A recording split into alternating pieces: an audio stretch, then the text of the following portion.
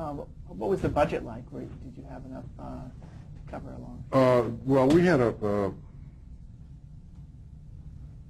great gift given to us in that the guy who designed the set, Ira Bear, we never were off the lot.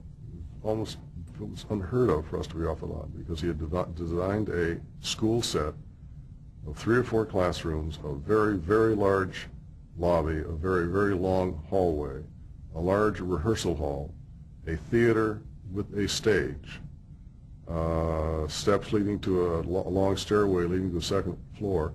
We could stay in that one soundstage for 6 out of 7 days and never feel claustrophobic, and the audience would not feel claustrophobic. We were trapped in this guy because there was just so much variety and we could add so much movement.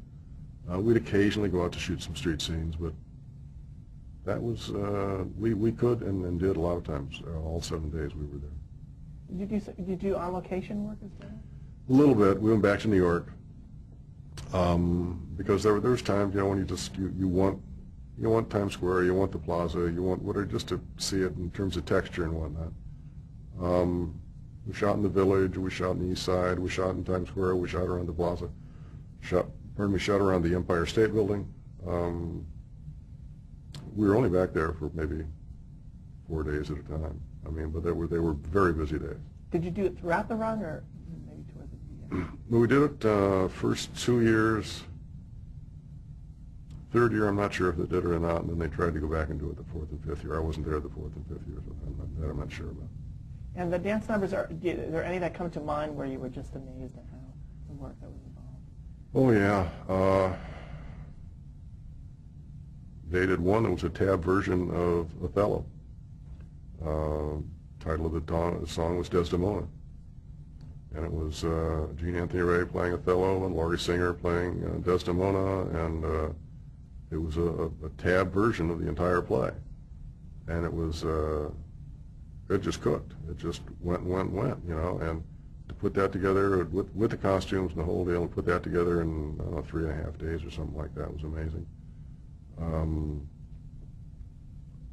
We did one number that was, I was very big on trying to stay away from show business endings, where the kid comes in at the last minute, you're Australia. So we had a thing where, without getting into the intricacies of the plot, Leroy, the Gene Anthony Ray character, had missed a couple of rehearsals, which Gene would often do. He had his own life, it had a number of levels to it, not all positive. He had a drug problem, I'm not going to play games.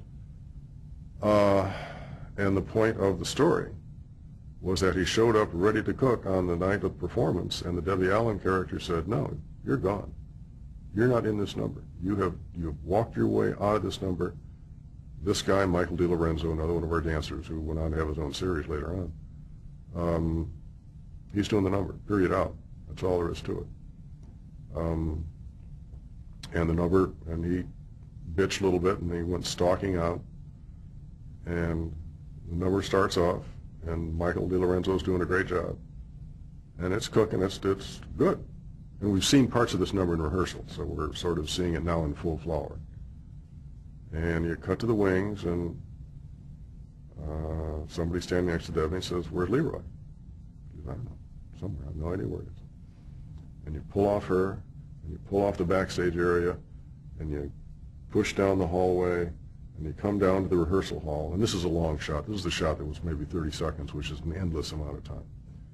And all you hear is the music on stage growing more and more and more muted. You can still hear it, but it no longer has that brassy presence that you have from being next to the pit. And then you come to the rehearsal hall, and the camera arcs around and goes into the rehearsal hall. And we had previously set up the fact that it was raining heavily.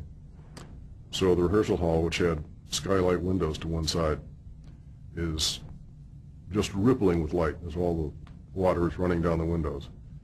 And you see Gene, the Leroy character, in there doing the number, mimicking everything that's going on stage, making sure he can do the number. And it ended, that's where it ends. And that was it, and it was just fabulous. It was just wonderful. It wasn't a showbiz thing, it was, this is how life works. And it was also my way to say to Gene, we can replace you if we have to. And we did, we put him on suspension at one point. He was an endearing, sweet guy. He was so sweet. At one point, he came up to appeal his suspension, myself and Ken Ehrlich, who was my producer. And he started talking. He turned away from me. He said, "I can't talk to Bill. He knows when I lie." And he directed her. And unfortunately, we lost Gene to AIDS. But he was an immensely talented and bright guy, good guy. So I miss him. Did he miss some of the episodes in that? You just wrote them out? Suspended him, which was not an easy sell at the network. I said, that's the only way you're going to get him back is to make sure he realizes he can be written out. And when you have a cast that large, it's truly not. It's not like losing Matt Dillon out of Gunsmoke, you know. He was certainly the best dancer, but he wasn't the only dancer, and there were a lot of singers, and there was stuff going on.